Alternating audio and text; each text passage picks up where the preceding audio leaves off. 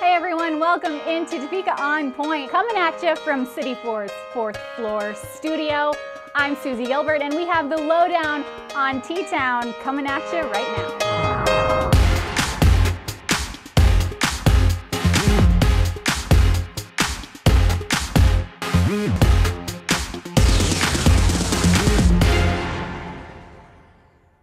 It's our top story today, the future home of Fire Station 13. City leaders joined the Topeka Fire Department for the ground dedication.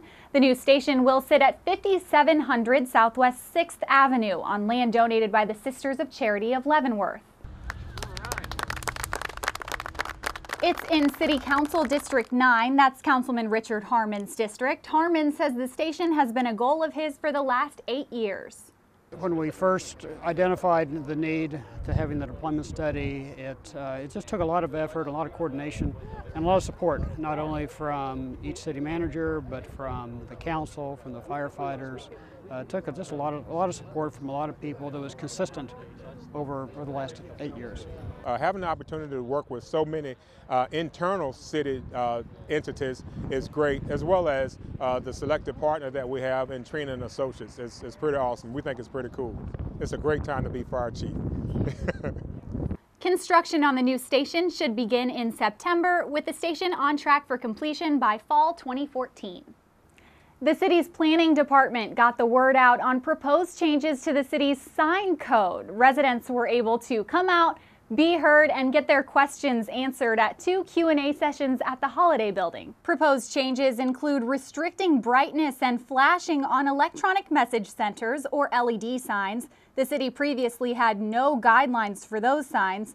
And for temporary signs, new language will define the length of a special event and set size limits that will ban feather flags. Planning Director Bill Fyander says it's all an effort to preserve the character of our community and to make the rules more understandable, both for citizens and city staff.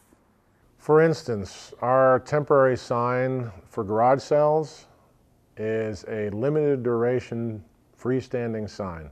Okay? Nobody really kind of knows what that means. So we just changed it to garage sale sign. Stuff like that. We put pictures in the code. We want to make sure, again, it's user-friendly for the users, which includes city staff, to enforce the rules.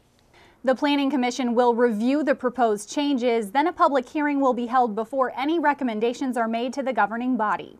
Excitement is building for the Neighborhood Summit. It kicks off April 20th. And with the scoop is our resident liaison, Monique Glaudet, here to tell us all about it. Hi, Monique. Greetings, Susie. The City of Topeka is proud to announce the upcoming 2013 Neighborhood Summit. It will be held on Saturday, April the 20th at the Downtown Ramada Inn Convention Center from 10 a.m. until noon. The invitation is extended to all constituents that are interested in having a creative dialogue about neighborhoods. The purpose of the summit is for the City of Topeka to partner with neighborhoods to come up with a collaborative plan and how we can ensure that every neighborhood in the City of Topeka city limits is a healthy neighborhood. We look forward to seeing you there. Monique, thank you so much for that info, and we will be there with bells on April 20th. Coming up, we'll introduce you to a hairy little baby at the Topeka Zoo, but before the break, here's another nugget from Nels.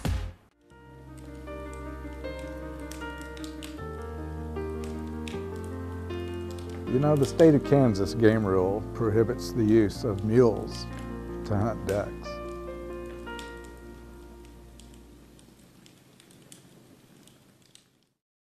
Hi, I'm Troy Landry from Swamp People, and I am the king of the swamp. I want to invite you to visit your Topeka Zoo and experience alligator frenzy. Experience a piece of the bayou and feel what alligators are all about. Make sure you don't miss it.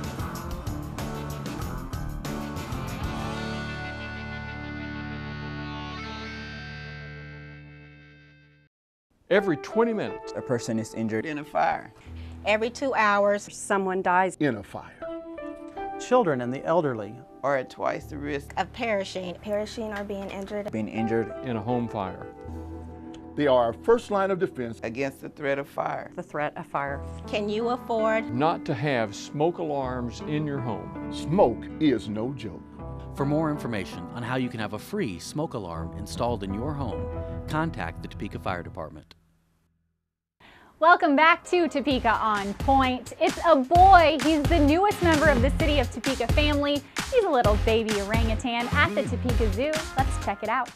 Well, we have a new baby orangutan that was born February 25th, and it's a male. He's doing really, really well. The mother's, and Rudy is the mother, and she's an excellent mother. This is her second offspring. Her daughter Rayma will be 8 in April.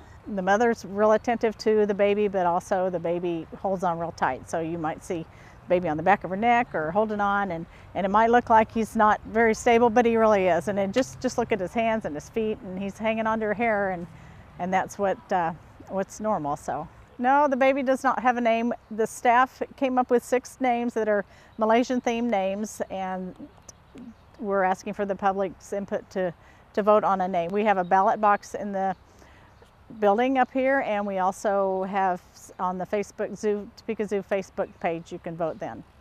You can go check out that adorable little face every day at the Topeka Zoo.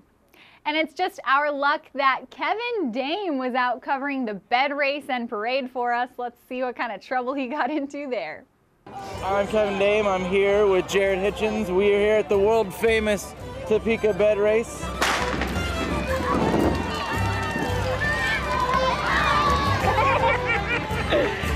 Oh my God! Jared is with whom? Parish Hotels. And he's asked me to come along and push a bed with him. I've never done this before. I'm really excited. This will be really interesting. What do you expect? I hope to get in the top 8. Yeah? Top 8 moves on. We hope to make it there. Eliminate some people. It's real early. It's really cold out here. It is cold. And we got warmed up earlier. We're good to go. How does this work? We get 4 people to push the bed. 1 person sits on the bed. As you get down on the first leg, you finish there, the rider jumps off, goes over, puts a shirt on all the way, jumps back on the bed, and then you take off for the second leg, and then when you hit the finish line, that's your time. Okay. Well, thank you, Jared. I appreciate it. No problem, and Kevin. Stay tuned. We're going to show you some clips of us running around, so I hope it works out. Yeah. Go. Now back to the return trip. Here it comes.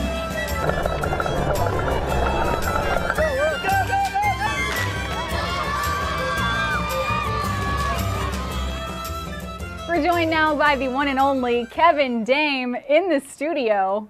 Kevin, bed race champion? No, not even. But we didn't get last. No, but not first. No, we got 23rd. Out of? 27. So feeling pretty good about that. We're really proud of you. I'm Good proud hustle. of us too. We did a good job. And then after the bed race, did you go to the parade? I did. I went over to the parade. That was a lot of fun. There was a lot of people there despite it being extremely cold. Mm-hmm. It wasn't extremely cold. It was really cold. The day before it was like 78. Yeah, and then, like 80 before that. Right. So how was it?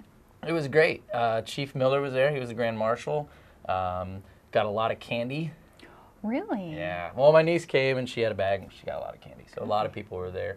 Lots of kids there, which was exciting to see. And then I also jumped on a float, so that was pretty cool to get some shots there too. So it was fun. Sounds like fun. Kevin, thanks so much for being here. Of course. This is our second episode of Topeka On Point. That's all the time we have for today, but before we leave you, here is a fire safety tip from Fire Pup.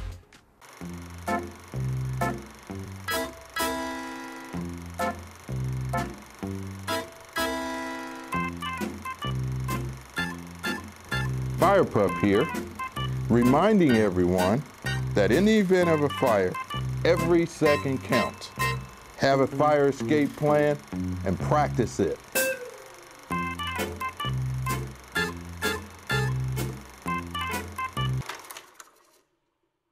That's our time. Thanks for sharing yours. Do not make your hair into a mustache, okay?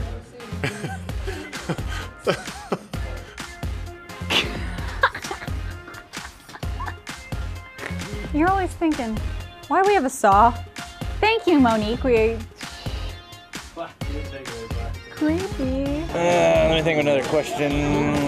Okay, so good news that we can cut it there. Right. Stu, how'd you get that bed over there? Well,